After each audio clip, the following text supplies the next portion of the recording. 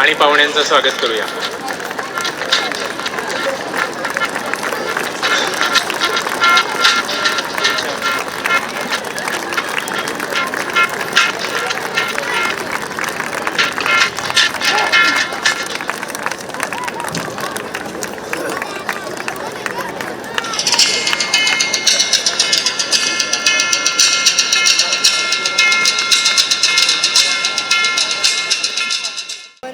सुस्वागतम सुस्वागतम। माधव सदाशिव गोळवलकर गुरुजी विद्यालय आज या ठिकाणी वार्षिक स्नेहसंमेलन 2025 साजरं करीत आहे। या निमित्ताने आलेल्या सर्व मान्यवरांचं मी या ठिकाणी स्वागत करतो। आजचे प्रमुख पाहुणे श्रीयुत काशीनाथ देवधर सर, शाला समितीचे अध्यक्ष माननीय श्रीयुत मिलिंद कांबळे सर, त्याचबरोबर प्राथमिक विभागाचे मुख्याध्यापक श्रीयुत प्रसाद लागू सर, माध्यमिक विभागाच्या मुख्याध्यापिका वासंतीताई बनकर, पूर्व प्राथमिक विभागाच्या मुख्याध्यापिका अपर्णाताई साने यांचं सगळ्यांचं मी या ठिकाणी स्वागत करतो आणि मान्यवरांना विनंती करतो की त्यांनी दीप प्रज्वालन करून या कार्यक्रमाची सुरुवात करावी। त्याचबरोबर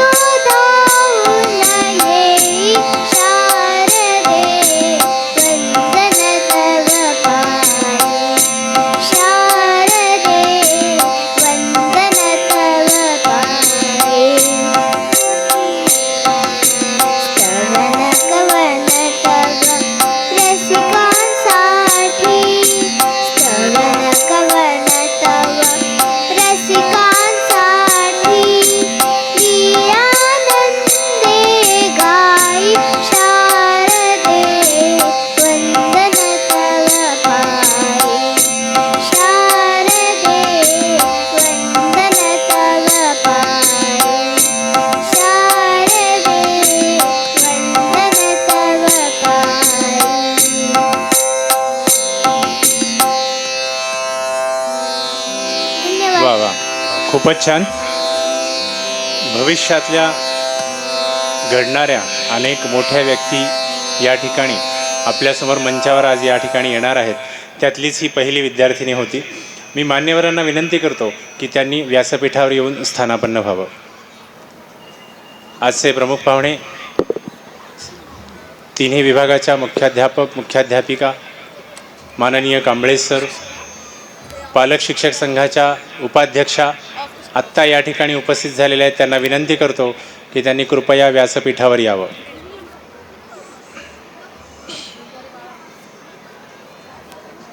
जयाचे श्री केशरी रंग शोभे, दुजा पांढरा पाहता चित्त लोभे, तिजा हिरवा शांती देई मनाला, नमस्कार माझा तिरंगी ध्वजाला. अशा या तिरंग्याचं स्मरण करून आणि भारतभूच्या विषयी मनामध्ये असलेलं प्रेम अधिक वृद्धिंगत व्हावं या कारणासाठी शाळा यावर्षी आपल्यासमोर वंदे वंदे मातरम हा विषय घेऊन स्नेहसंमेलन सादर करीत आहे.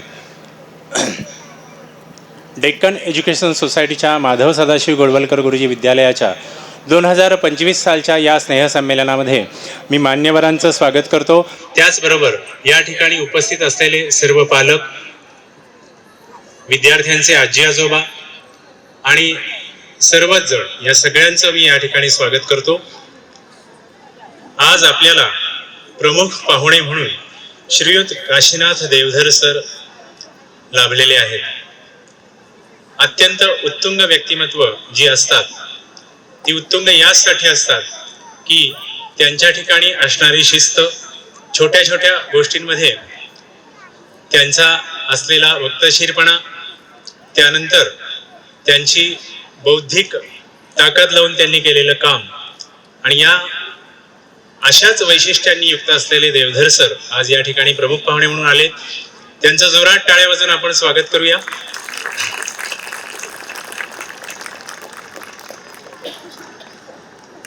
मी आमच्या शाळेतल्या शिक्षिका वरदाताईंना विनंती करतो की त्यांनी देवधर सरांची ओळख करून द्यावी.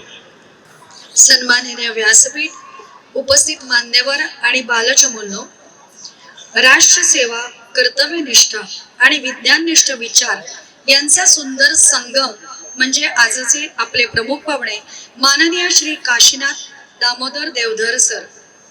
देवधर सर हे भारत सरकारच्या DRDO अंतर्गत पुणे येथील ARDE संस्थेत कार्यरत असलेले निवृत्त ज्येष्ठ शास्त्रज्ञ आहेत.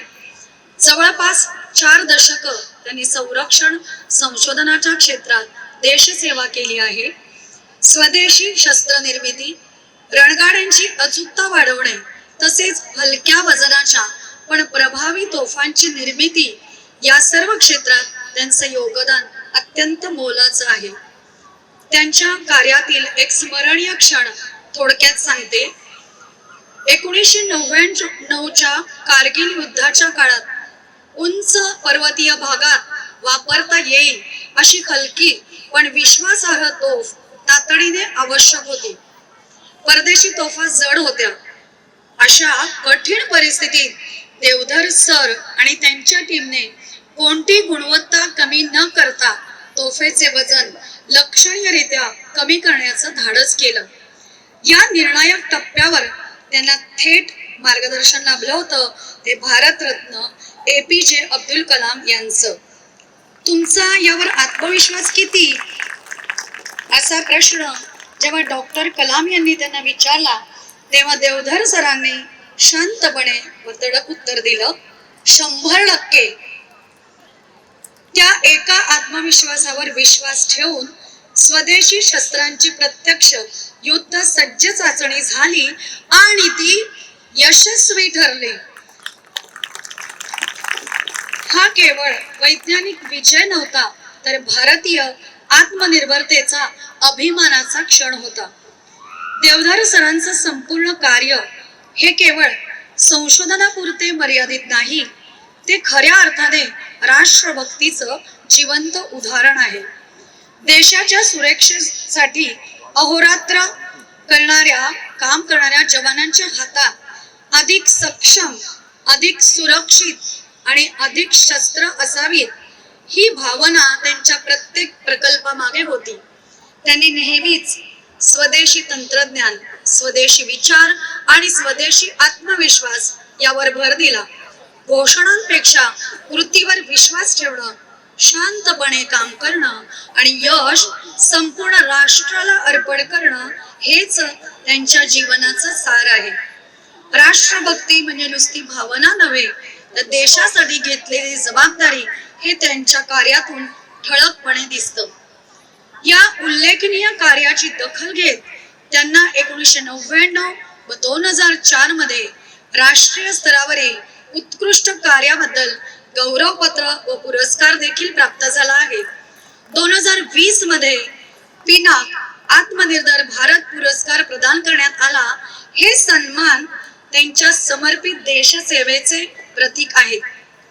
निवृत्तीनंतरही ते शिक्षण, व्याख्यान, लेखन आणि वैचारिक प्रबोधनातून आत्मनिर्भर भारत या ध्येयासाठी कार्यरत आहेत.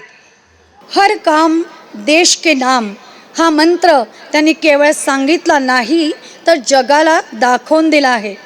अशा प्रेरणादायी जीवन प्रवासातून युवक युवतींना, आपल्या विद्यार्थ्यांना दिशा देणारे, राष्ट्रसेवेचा आदर्श उभा करणारे माननीय श्री काशीनाथ देवधर सर आज आपले प्रमुख पाहुणे म्हणून आपल्यासमोर उपस्थित आहेत. मी आपल्या शाला समितीचे अध्यक्ष माननीय श्री मिलिंदजी कांबळे सर यांना विनंती करते की माननीय देवधर सरांचा शाळेतर्फे सत्कार करावा. जोरदार टाळ्या वाजवायच्या आहेत.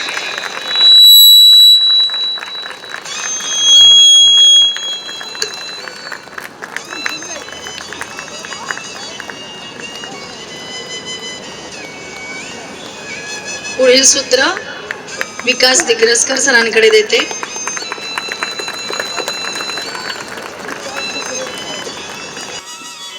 धन्यवाद वरदाताई.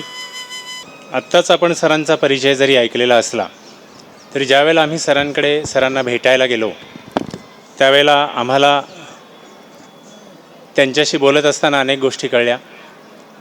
स्नेहसंमेलन कसं असतं की आता इथे आजी आजोबा बरेच उपस्थित आहेत, बरोबर आहे की नाही. आपला नातू किंवा आपला मुलगा स्टेजवर काहीतरी सादर करतो याचं कौतुक प्रत्येक पालकाला असतं. म्हणजे मला आठवतं आहे ही प्रॅक्टिस घेत असताना त्या निवेदनातल्या मुलांना काही ना एकच वाक्य आलं आहे, पण तरीही ती मुलं नाही आम्हाला स्टेजवर यायचं आहे असं म्हणाली. मी म्हटलं तुम्ही नाराज नाही आहात ना, तुमच्या पालकांची परवानगी आहे का? तर ती मुलं म्हणाली हो, आमचे आईबाबा हो म्हणाले. एकाच वाक्याला हो म्हणाले.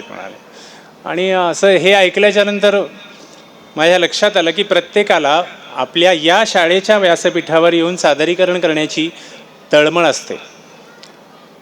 आणि हे मी का सांगतोय, आपण सगळेजण त्यांचं कौतुक करायला निश्चितपणे आले आहात. सर ज्या शाळेमध्ये शिकले त्या शाळेच्या विषयीची कृतज्ञता सरांच्या मनात किती मोठी आहे. सरांना या ठिकाणी पुण्यामध्ये सद्गुरू बाबा महाराज सहस्त्रबुद्धे मठातर्फे एक पुरस्कार देण्यात आला संशोधक म्हणून. आणि तो पुरस्कार काही सामान्य नव्हता. म्हणजे सन्मानपत्र, मानचिन्ह, शाल, श्रीफळ इत्यादी सगळं होतं. पण याचबरोबर त्या पुरस्कारामध्ये 1,00,000 रुपयांची ठेव होती, म्हणजे पोटरी होती त्याच्यात मिळालेली त्यांना. आता ह्या 1,00,000 रुपयांचं मी निवृत्त झाल्यावर मला म्हणजे पेन्शन मिळते, सगळं माझं सगळं व्यवस्थित आहे हे लक्षात आल्याच्यानंतर सरांनी काय केलं असावं, त्या 1,00,000 रुपयांमध्ये आणखी काही पैशांची भर घातली, आणखी काही सहस्र रुपयांची भर घातली आणि ती देणगी ते ज्या शाळेत शिकले त्या शाळेला नेऊन दिलेली आहे. असं आदर्श व्यक्तिमत्व आज आपल्यासमोर बसलेलं आहे. सरांच्या विषयी सांगावं तेवढं थोडंच आहे, फार लांबवत नाही. शाळेचे माननीय मुख्याध्यापक श्रीयुत प्रसाद लागू सरांना विनंती करतो की त्यांनी आजच्या कार्यक्रमाचं प्रास्ताविक करावं. आज 19 डिसेंबर 2025 शुक्रवार मासो गोळवलकर गुरुजी विद्यालयाच्या इयत्ता 1ली ते 4थीच्या स्नेहसंमेलनात व्यासपीठावरील सर्व आदरणीय मान्यवर, उपस्थित पालक, स्नेही, प्रशालेच्या निवृत्त सर्व ताई, या सर्वांचं मी मनापासून स्वागत करतो. 2025 या ग्रेगोरियन वर्षात एक घडलेली घटना, ती म्हणजे ऑपरेशन सिंदूर.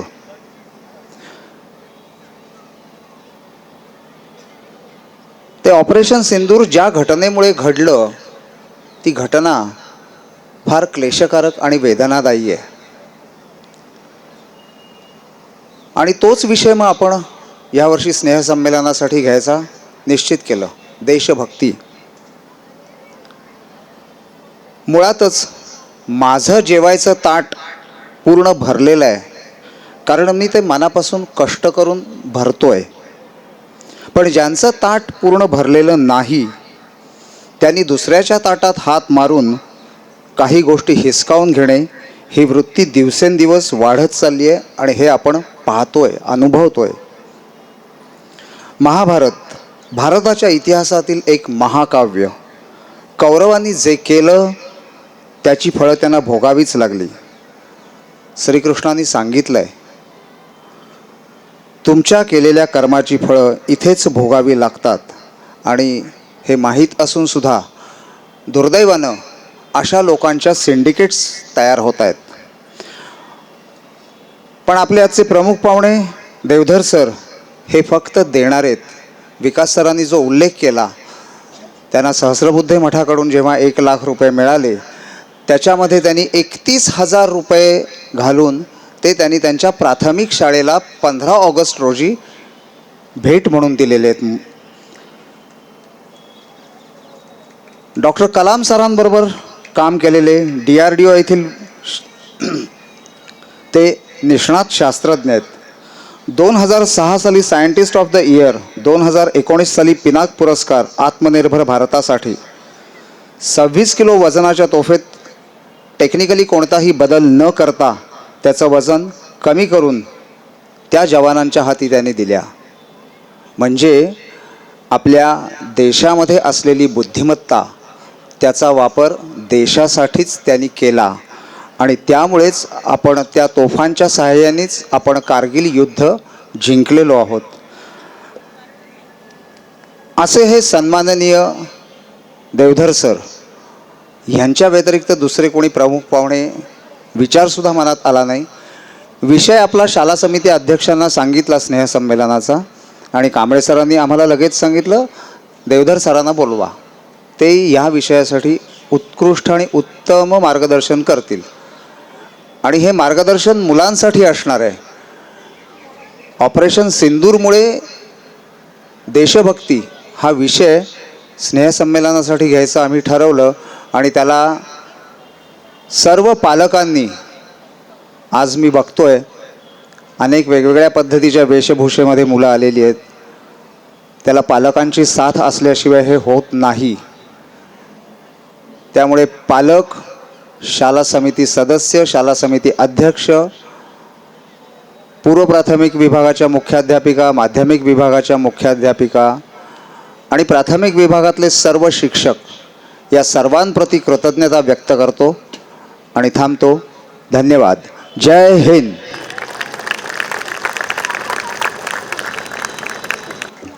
धन्यवाद सर.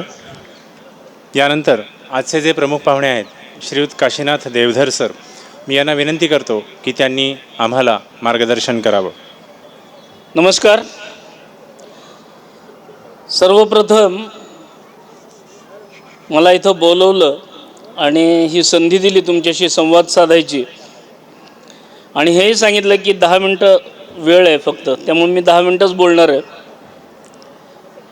त्याबद्दल शालेय समिती असेल, पदाधिकारी असतील संस्थेचे, आणि शाळेचे मुख्याध्यापकांपासून सर्व शिक्षक, या सर्वांचे आभार मानतो. कारण युद्धातल्या कथा ह्या नेहमी ऐकाव्या वाटतात, आणि मला प्रत्यक्ष 40 वर्ष डिफेन्समध्ये काम करायची संधी मिळाली. मी जेव्हा येत होतो तेव्हा समोर नाव वाचलं माधव सदाशिव गोळवलकर, आणि मला माझं लहानपण आठवलं. मी ज्या वेळेला 71 सालची गोष्ट आहे, मी 8वीमध्ये 8 वर्षाचा होतो आणि त्यावेळेला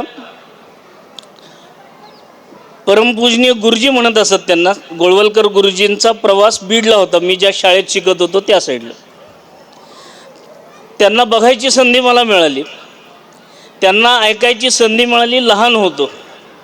ते आले, पूर्ण जिल्ह्यामधनं जवळजवळ 50,000 60,000 लोक आलेले होते. असं मोठं मैदान होतं आणि बरोबर ठरलेल्या वेळेला ते आले. ठरलेल्या कार्यक्रमाप्रमाणे ते सगळ्यांना, बौद्धिक वर्ग होता, प्रकट बौद्धिक वर्ग, त्याप्रमाणे मार्गदर्शन करणार होते. पण अतिशय उत्साही लोकांनी, नागरिकांनी त्या काळातल्या प्रथेप्रमाणे जय जयकार सुरू केलं आणि गुरु गोळवलकर की जय अशा घोषणा द्यायला सुरुवात केली. आणि गुरुजी स्वतः स्टेजकडं न जाता मध्ये ठेवलेल्या माईककडं आले आणि त्यांनी सगळ्यांना सांगितलं की जय जयकार फक्त भारत मातेचा करायचा, माझा करायचा नाही. कुठल्याही व्यक्तीचा जय जयकार हा सीमित असतो, देशाचा जय जयकार झाला पाहिजे म्हणून स्वतः त्यांनी घोषणा दिल्या आणि 3 वेळा सगळ्यांकडनं भारत माता की जय म्हणून घेतलं. आपणही म्हणू, कारण आजचा विषय पण भारत मातेचा आहे.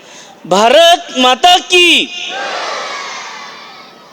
आवाज लांबपर्यंत, कारगिलपर्यंत गेला पाहिजे. भारत माता की, बरोबर, भारत माता की. आपल्या देशाचं संरक्षण करणारे जे सैनिक असतात त्यांच्या हातातलं शस्त्र चांगलं असलं पाहिजे म्हणून एक संस्था पुण्यामध्ये काम करते. त्याचं नाव आहे ARD आणि तिथं मी काम करायला सुरुवात केली. भारतातल्या सैनिकांच्या हातातलं शस्त्र चांगलं असलं पाहिजे. त्यावेळेला 1985ची गोष्ट आहे. रणगाडा म्हणून एक शस्त्र असतं.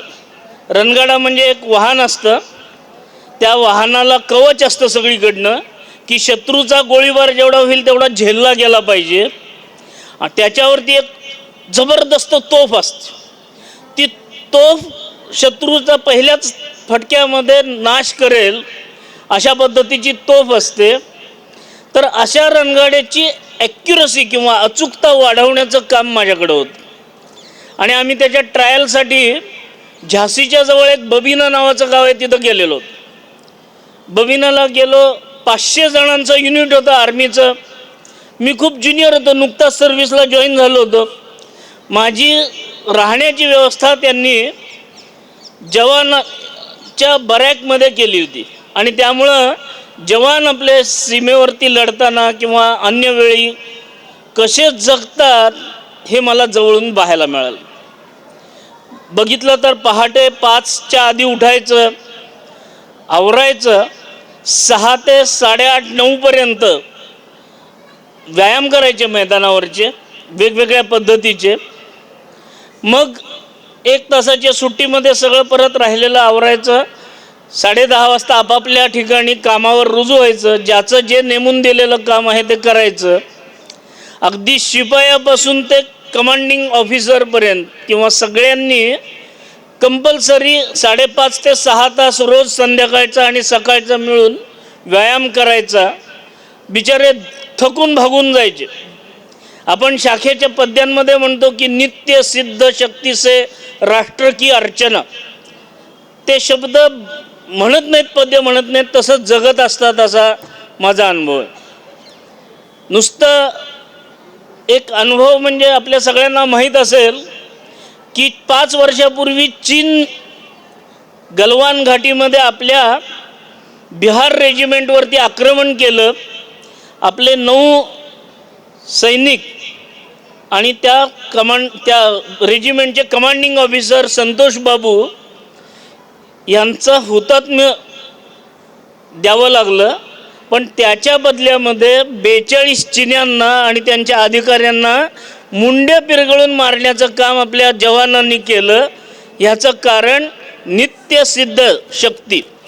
रात्री जरी युद्ध लागलं निम्म्या रात्रीत तरी आपण सशस्त्र असलं पाहिजे, सशक्त असलं पाहिजे, धाडसी असलं पाहिजे, चपळ असलं पाहिजे. अशा पद्धतीचे जे वेगवेगळे गुण आहेत ते येण्यासाठी हे काम चालायचं. एके दिवशी मी तिथं बघत होतो, त्यांचं ईदची सुट्टी आली आणि ईदची सुट्टी असताना दुसऱ्या दिवशी ईद होती. आदल्या दिवशी 500चं युनिट आपल्यासारखंच सगळेजणं थकून भागून असे मैदानावरती बसलेले होते आणि त्यांचा प्रमुख त्यांना सूचना देत होता.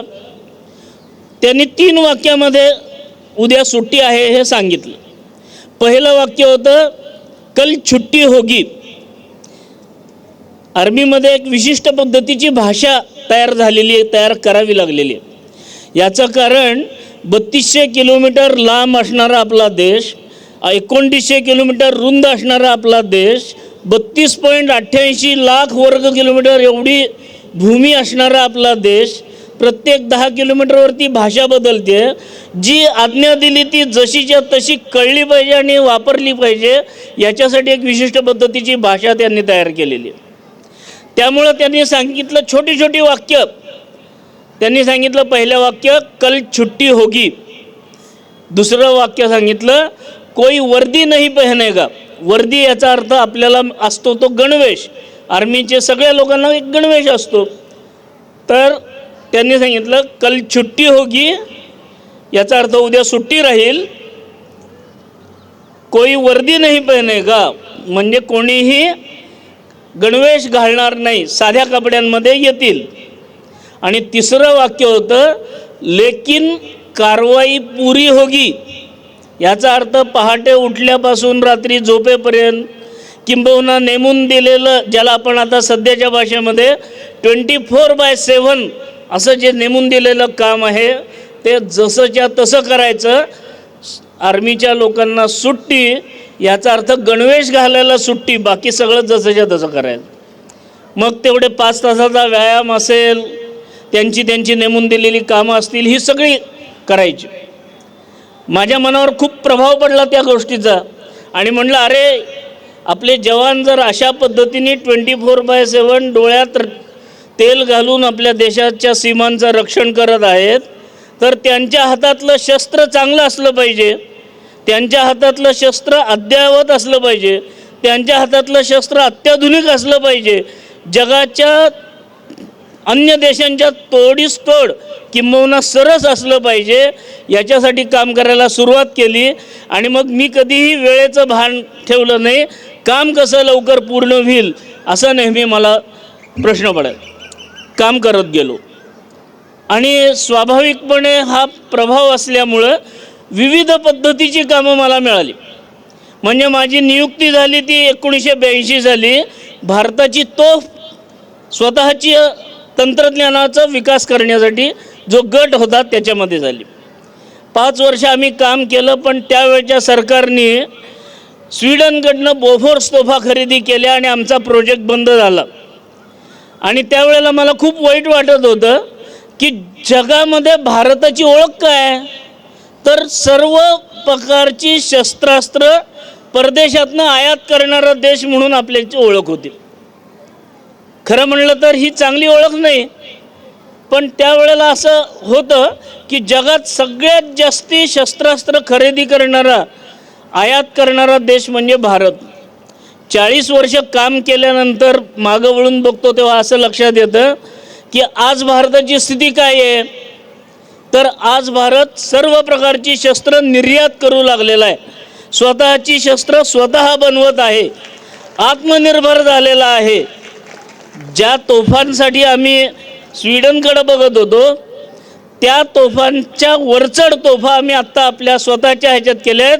आणि पुण्यातली जी भारत फोर्ज लिमिटेड कंपनी यांच्याबरोबर आमचं संधान दिलं, आमची डिझाईन आणि त्यांचं प्रोडक्शन असं एकत्र करून 2022 सालच्या 19 नोव्हेंबरला एक करार झाला आणि $155.5 मिलियन ऑर्डर ही त्यांना परदेशात शस्त्र पाठवण्यासाठी आपल्याला एक्सपोर्टची ऑर्डर मिळाली. या स्थितीमध्ये आता आपण आलेलो. 40 वर्षामध्ये मला खूप अनुभव मिळाले. 10 मिनिटात बसवणं अवघड आहे, परत कधीतरी येईन तेव्हा सांगेन. पण 40 वर्षामधली 35 वर्ष मी माणसं मारणं असेल, शत्रू बरं का, शत्रूची ज्याला आपण लक्ष्य म्हणतो, टार्गेट म्हणतो, ही नष्ट करणं असेल, बिल्डिंग कोलॅप्स करणं असेल, रणगाडा फोडणं असेल, विमान विरोध करणं असेल, अशा वेगवेगळ्या पद्धतीची शस्त्रास्त्र बनवण्यामध्ये माझं योगदान देता आलं. आर्मीसाठी योगदान दिलं, विमानविरोधी तोफेवरती काम केलं की ज्याचा वेग 1 मिनिटाला 4200 गोळ्या बाहेर करेल एवढा प्रचंड होता. अशा पद्धतीचं पण काम करायची संधी मिळाली. रणगाड्याचं काम सांगितलंच मी तुम्हाला. त्याचबरोबर अशी वेगवेगळ्या पद्धतीची कामं केली की ज्याच्यातनं माणसं किंवा जे काही लक्ष आहे ते फोडून टाकायचं अशा पद्धतीची कामं मिळाली. पण माझं नशीब चांगलं म्हणजे शेवटच्या 5 वर्षामध्ये मला माणूस जगवण्यासाठी काम करायची संधी मिळाली. आणि भारताचं जे तेजस नावाचं आपलं विमान आहे, त्या विमानामधला जो पायलट असतो, जो चालक असतो, वैमानिक असतो, त्या वैमानिकाचा इमर्जन्सीमध्ये, आपत्कालीन स्थितीमध्ये काही अडचण आली तर तो जिवंतपणे बाहेर काढणारी जी यंत्रणा असते ती बनवली. आणि त्याच्याबद्दल तो मगाशी माझा उल्लेख झाला पिनाक पुरस्कार. तर स्वदेशी तंत्रज्ञान विकसित करून ते आपल्या स्वदेशी विमानाला बसवलं, ह्याच्यासाठी तो पुरस्कार मिळाला होता. आणि त्याचं विशेष असं आहे की परदेशी पद्धतीची प्रणाली वापरली तर कमांड दिल्यापासून 1400 मिलीसेकंद लागत असत. आता केवळ 14 मिलीसेकंदामध्ये आम्ही ते काम करून मोकळे होतो. अशा पद्धतीचं काम करायची संधी मिळाली. शेवटचं सांगतो एक अनुभव. सरांनी सांगितलं की तुम्ही सांगा म्हणून. तर अशी विविध प्रकारची शस्त्रास्त्र करत असताना मी ज्या वेळेला काम करत होतो, 1996ची गोष्ट आहे, त्यावेळचे जे सरसेनापती होते जनरल शंकरराव चौधरी, ARDमध्ये पुण्यामध्ये आमच्या ऑफिसमध्ये आले होते. त्यांना आम्ही सर्व प्रकारची शस्त्रास्त्र जी तयार करतो ती दाखवत होतो. आणि ती दाखवत असताना ती सगळी बघत होते, पण त्यांच्या डोक्यामध्ये इंटेलिजन्सनी किंवा गुप्तचर विभागाने दिलेला सूचना होती. त्यामुळे त्यांनी आम्हाला सांगितलं की ती खांद्यावरची तोफ आहे की नाही ती खूप चांगली आहे, पण त्याचं वजन आहे 26 किलो. आणि आपल्याला द्रास, कारगिल, बटाली असा जो उच्च पर्वतीय रांगांचा हिमालयातल्या शिखरांवरती लढायचं आहे. तिथं 3 प्रकारचं आव्हान असतं आपल्या सैनिकांना. एक आव्हान असतं ते म्हणजे 39पर्यंत थंडी असते, त्यामुळं थंडीपासूनचं संरक्षणाचे सगळे गिअर्स किंवा ज्याला कोट असेल, हेल्मेट असेल, या सगळ्या गोष्टी वापरायला लागतात. दुसरा प्रकार, जसजसं समुद्रसपाटीपासून आपण उंच जातो हवा विरळ होते, त्यामुळं पुरेसा ऑक्सिजन मिळत नाही, त्यामुळं हालचालींवरती अडचणी होतात. त्यामुळं तो एक प्रकार होता. आणि तिसरं प्रत्यक्ष युद्ध करायचं. त्यामुळं म्हणले की हे वजनाला 26 किलोवरनं जर कमी केलं वजन तर आम्हाला ते हवं आहे. आणि योगायोगाने झोकून देऊन काम करण्याची सवय असल्यामुळं असेल, मला ते काम करायची संधी मिळाली.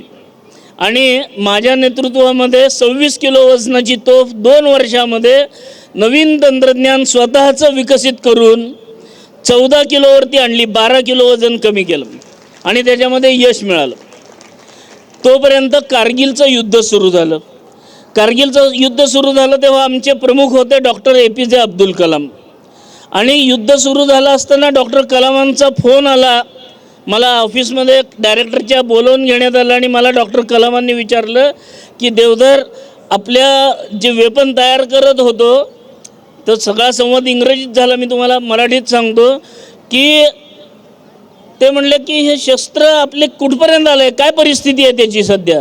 मी म्हटलं सर 2 शस्त्र तयार आहेत, पण त्याच्या सगळ्या आधुनिक चाचण्या ज्या असतात, ज्याला आपण क्वालिफिकेशन टेस्ट म्हणतो, कारण त्या चाचण्या झाल्याशिवाय आपण आर्मीला ते वेपन देऊ शकत नाही, तर त्या चाचण्या राहिलेल्या आहेत. तर डॉक्टर कलामांनी मला विचारलं की पण तुला काय वाटतं, तुझा कॉन्फिडन्स काय आहे किंवा तुला आत्मविश्वास काय सांगतो. तर मी म्हटलं सर मला पूर्ण आत्मविश्वास आहे की हे काम करेल आणि व्यवस्थितच काम करेल. ते म्हणले तू विसरून जा म्हणले, मग चाचण्या बिचण्या ती वेपन घेऊन ये दिल्लीला, आपण ती प्रत्यक्ष कारगिल युद्धामध्ये पाकिस्तानवरती त्याच्या चाचण्या घेऊ. आणि अशा पद्धतीने पाकिस्तानवरती चाचण्या घेण्यासाठी मी 2 वेपन घेऊन गेलो. पहिल्यांदा दिल्लीला गेलो, तिथं चीफ कंट्रोलर होते, त्यांना दाखवली. त्यांनी कलाम सरांकडं पाठवलं. ते वेपन घेऊन मी तिथं गेलो तर कलाम सरांना इतकी उत्सुकता होती, ते स्वतः त्या वेपनपाशी आले आणि मला अनेक प्रश्न विचारले. आणि त्या प्रश्नांची व्यवस्थित उत्तरं दिल्यानंतर त्यांनी एक हॉटलाईन उचलली आणि सरसेनापतींना फोन करून सांगितलं, या पुण्याच्या मुलांनी 2 शस्त्र आणली आहेत, पाकिस्तानवरती याची चाचणी का घेऊ नये आपण, असं विचारल्यानंतर डॉक्टर कलामांना ते म्हणले, चीफ म्हणले यस सर. आणि तोपर्यंत जनरल शंकरराय चौधरी रिटायर होऊन जनरल व्ही.पी. मलिक हे सरसेनापती झालेले होते. पुढच्या तासाभरामध्ये मी त्यांच्या ऑफिसमध्ये वेपन सकट गेलेलो होतो आणि माहिती देत होतो. अनेक सैन्याधिकारी, जवळजवळ 12 ते 15 सैन्याधिकारी तिथं उपस्थित होते. त्यांच्यासमोर या वेपनची सगळी माहिती दिली, काम कसं करतं सांगितलं, टेक्नॉलॉजी काय वापरली सांगितलं, काळजी काय काय घ्यायची हे सांगितलं, फायदे काय आहेत, तोटे काय आहेत, काय करायला हवं, काय करायला नको, ज्याला आपण डूज अँड डोंट्स असं म्हणतो, या सगळ्या गोष्टी सांगितल्या. त्यावेळेला त्या सरसेनापतींना सुद्धा सांगितल्यानंतर त्यांनीच काही प्रश्न विचारले आणि त्या सरसेनापतींनी मला एक सांगितलं की ही वेपन तू आर्मी कमांडरकडे दे. मला वाटलं आता या खोलीतून जायचं आणि शेजारच्या खोलीत आर्मी कमांडर बसलेले असतील, पण युद्ध पातळीवरती काम कसं होतं ह्याचा अनुभव मला मिळाला. मला एअरलिफ्ट करून वेपन सकट घेऊन गेले उधमपूरला, जम्मूच्या पुढं. जसं पुण्यामध्ये सदर्न कमांड आहे, दक्षिण कमांड, तसं उत्तर कमांड की ज्याच्या नेतृत्वामध्ये ती लढाई चालू होती तिकडं मला पाठवण्यात आलं. आणि त्यांनाही ती माहिती सांगितली मी. General HM. खन्ना म्हणून होते त्यावेळेला. General HM. खन्नांना ती सगळी वेपन सांगितली आणि तीच माहिती सर्व जी आत्तापर्यंत सांगितली ती त्यांनाही सांगितली. ते म्हणले ठीक आहे, आम्ही या चाचण्या घेतो म्हणले. मला परत पाठवलं. मला वाटलं होतं की एखाद्या युनिटपर्यंत जावं लागतं आहे का काय सांगण्यासाठी, पण त्यांनी तिथनं पाठवलं. युनिटल्याच ऑफिसरला तिथं बोलवलेलं होतं. मी परत आलो आणि 26 जुलै 1999ला आपण युद्ध जिंकलं कारगिलचं. 8 दिवसानंतर डॉक्टर कलामांना सरसेनापतींची चिठ्ठी आली की ही जी 2 वेपन आहेत त्याच्या आम्ही चाचण्या घेतल्या, त्या सगळ्या खूप चांगल्या झाल्या आणि आम्हाला अशी वेपन लगेच पाहिजे आहेत. अशा पद्धतीचा एक अभिमान वाटावा अशी घटना करण्याचा योग मला आला. 27 ऑगस्टला 26 जुलैनंतर साधारण 1 महिन्यानंतर डॉक्टर कलाम ARDमध्ये आले होते पुण्यामध्ये. आणि पुण्यामध्ये आल्यानंतर त्यांनी मला 45 मिनटं त्या वेपनबद्दल सगळी परत एकदा पहिल्यापासून रिव्ह्यू म्हणतो आपण असा घेतला आणि सांगितलं की ही वेपन आर्मीला पाहिजेत असं या पत्रात लिहिलेलं आहे, लवकरात लवकर तयार करून तू दे, कारण त्या ज्या चाचण्या राहिलेल्या आहेत त्या चाचण्या करायच्यात. वेल डन म्हणून डॉक्टर कलामांनी पाठीवर शाबासकी दिली. माझ्या दृष्टीने ते सगळ्यात मोठं पारितोषिक आहे असं मला वाटतं, कारण डॉक्टर कलामांचा सहवास तर मिळालाच, पण प्रोत्साहन पण देत असत आणि त्याचा अनुभव मी घेतला.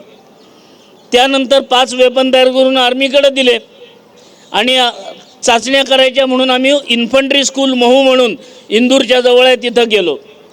इंदूरला गेल्यानंतर ते कर्नल साहेब होते एक प्रमुख.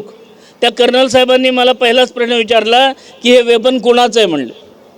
मी म्हणलं आमचं आहे. ते म्हणले मग फायरिंग करून दाखवा. मी म्हणलं अरे आम्ही सिव्हिलियन सायंटिस्ट लोक आहोत, एक गोळी फायर करायची असेल तर लायसन लागेल, परमिशन लागेल, अथॉरिटी लागेल, सगळ्या वेगवेगळ्या गोष्टी लागतील, तर तुम्ही काय करता. तर त्यांनी सांगितल्यानंतर मी म्हटलं आमच्याकडे हे काही नाही, तुमच्याकडे आहे. तर त्यांनी मला एक रिपोर्ट दाखवला. ते म्हणले नाही म्हणले, जुनं जे 26 किलो वजनाची तोफ होती ती खांद्यावरनं फायर केल्यावर तो गोळा बाहेर पडतो. 2 जण वापरतात, एक गनर असतो आणि एक लोडर असतो. तो गोळा बाहेर न पडता खांद्यावर फुटला होता आणि दोन्ही जवानांची मुंडकी अशी उडून गेलेली होती. असा भयानक ॲक्सिडेंट झालेला होता. मग त्यावेळेला मनामध्ये त्यांनी सांगितलं की तुम्ही जर फायरिंग करून दाखवलं तर ट्रायल पुढं होईल, नंतर ट्रायल पुढं होणार नाही. लहानपणापासून मी सांगितलं बीडला राष्ट्रीय स्वयंसेवक संघाच्या शाखेत जाताना पद्य म्हणायचो. ते पद्य असं होतं की हो जाओ तैयार साथियो, हो जाओ तैयार, अर्पित कर दो तन मन धन, मांग रहा बलिदान वतन, अगर देश के काम न आए तो जीवन बेकार. या ओळी माझ्या मनात यायला लागल्या आणि मी त्या कर्नल साहेबांना म्हटलं, सर मी फायर करून दाखवतो. आणि 6 हाय एक्सप्लोजिव्ह राऊंड, ज्याला अतिविस्फोटक राऊंड, हे 1 मिनिटामध्ये फायर करून दाखवायचे असा क्रायटेरिया. 50 सेकंदात मी ते फायर करून दाखवले, धाड धाड धाड धाड.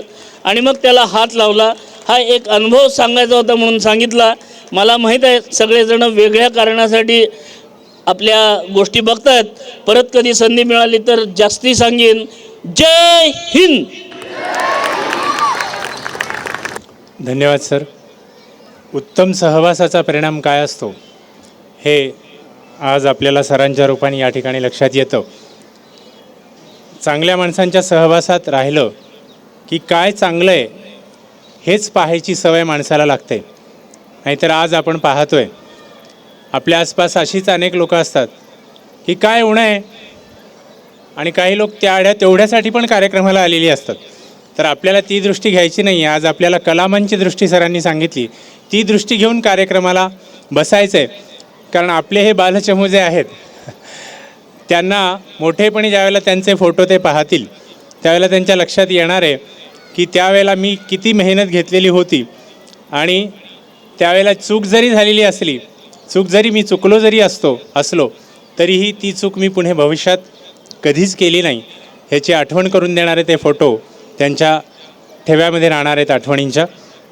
यानंतर असंच चांगली दृष्टी ज्यांना लाभलेली आहे आणि शाळेचा केवळ उत्कर्षच व्हावा, आणि पुणे शहरातच नव्हे तर अख्ख्या भारतवर्षामध्ये आपली शाळा उत्तुंग यश प्राप्त करावी अशी तळमळ ज्यांच्या मनामध्ये आहे ते आमच्या शाला समितीचे अध्यक्ष श्रीयुत मिलिंद कांबळे सर यांना मी विनंती करतो की त्यांनी आपलं मनोगत व्यक्त करावं.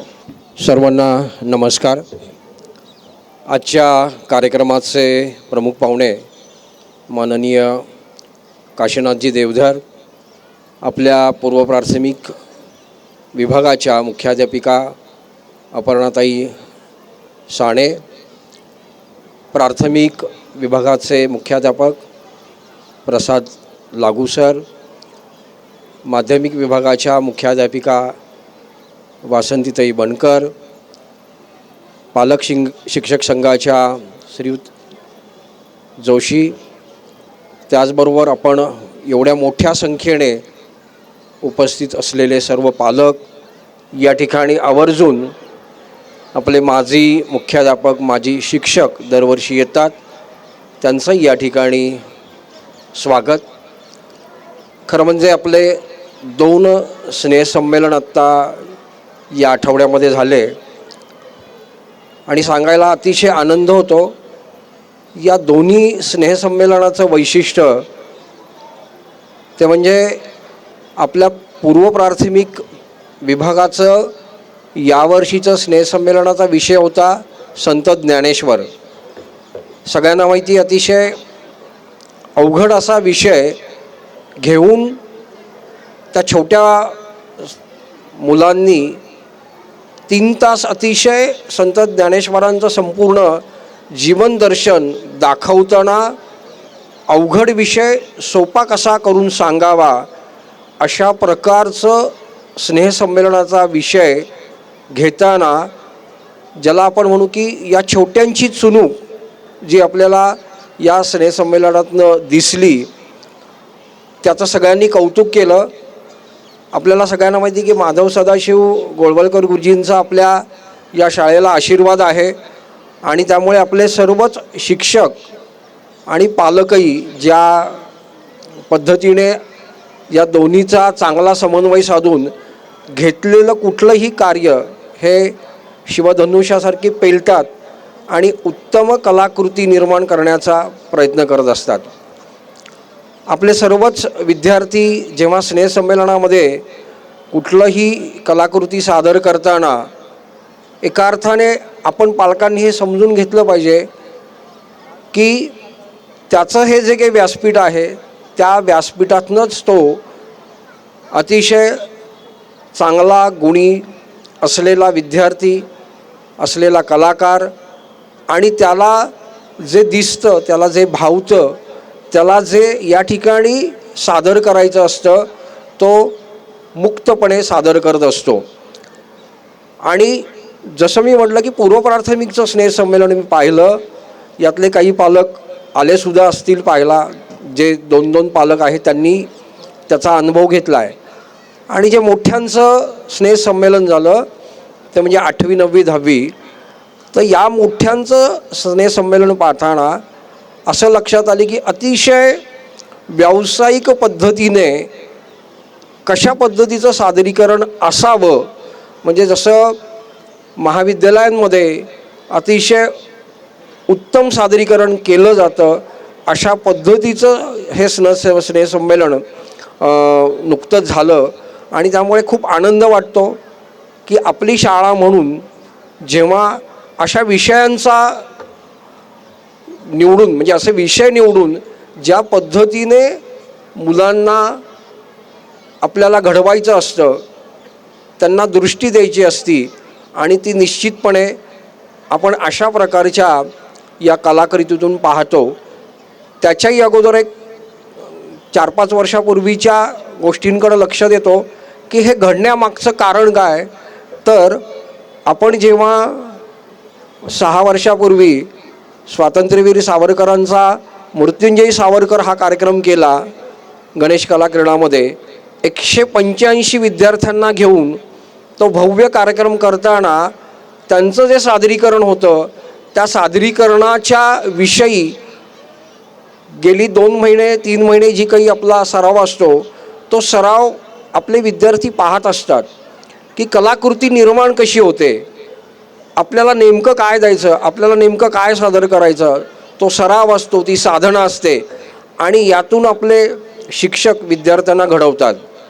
त्याच्यानंतर मागच्या वर्षीचा झालेला आपला तीर्थशिवराय असेल की ज्याच्यामध्ये 1500 विद्यार्थी या व्यासपीठावरती, भव्य व्यासपीठावरती सादरीकरण करत होते.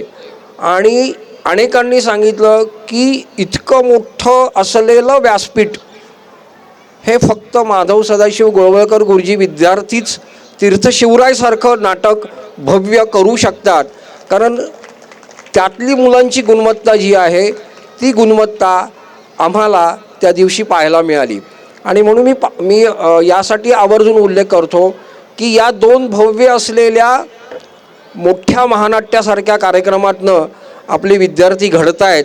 आणि मग आपल्याला कळतं की आपल्या विद्यार्थी जेव्हा हे 8वी 9वी 10वीचे सगळं कार्यक्रम पाहिले तेव्हा खरं शिक्षकांचं फक्त 25%च योगदान होतं, पण उरलेलं 75% योगदान हे आपल्या 8वी 9वी 10वीच्या मुलांनी ह्या 2 कलाकृतींकडं पाहत छोट्या छोट्या बारकावी, छोट्या छोट्या सगळ्या गोष्टी शिकत त्यांना एवढं मोठं व्यासपीठ अगोदर मिळाल्यामुळे त्यांनी आपल्या शिक्षकांना एका अर्थाने इतका मोठा आशावाद निर्माण केला की बघा आम्ही कशा पद्धतीचं सादरीकरण करतो. अतिशय शास्त्रीय संगीताचा असलेला त्याच्यामध्ये त्यांनी उत्तम सादरीकरण या सगळ्या ह्याच्यातनं केलं होतं.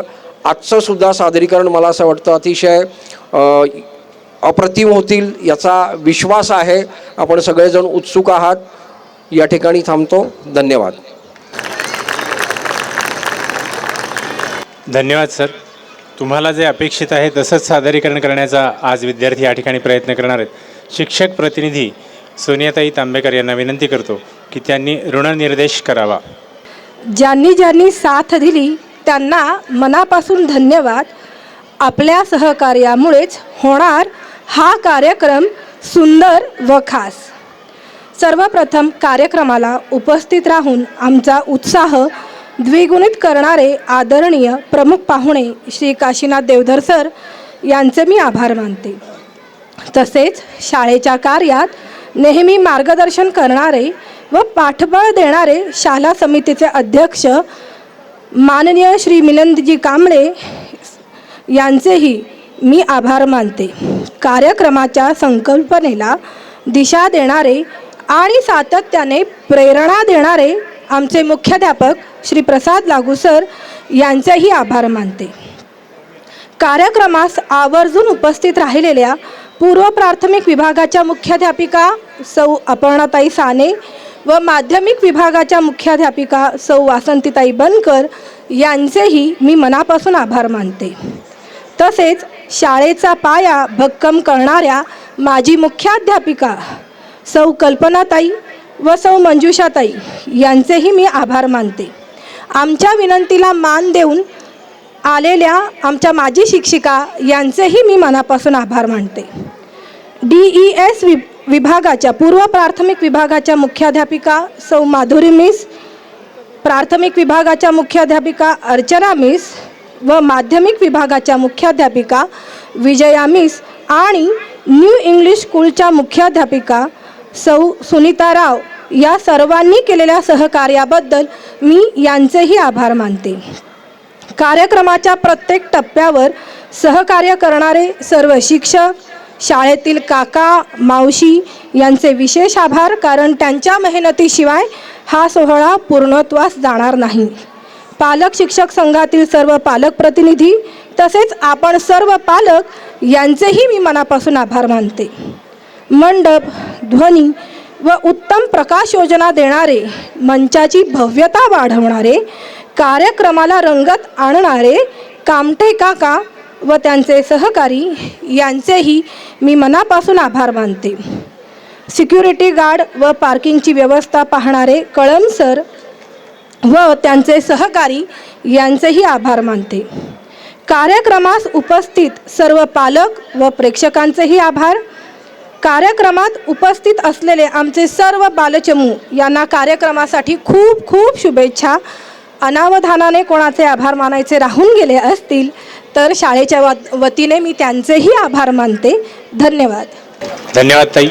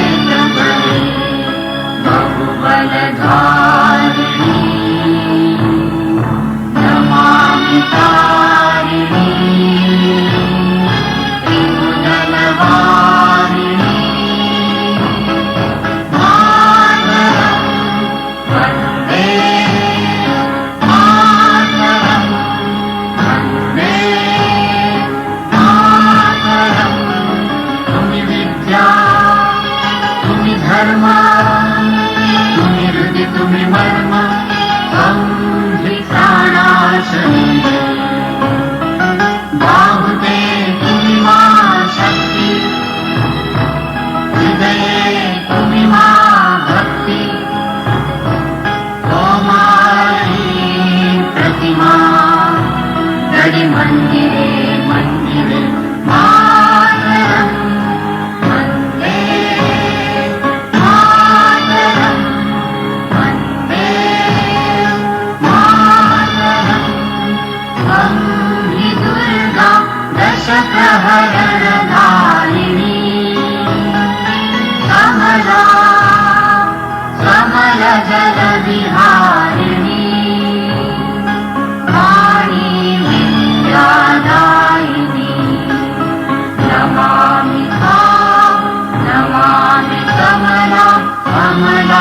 अतुलां सुजलां सुफलां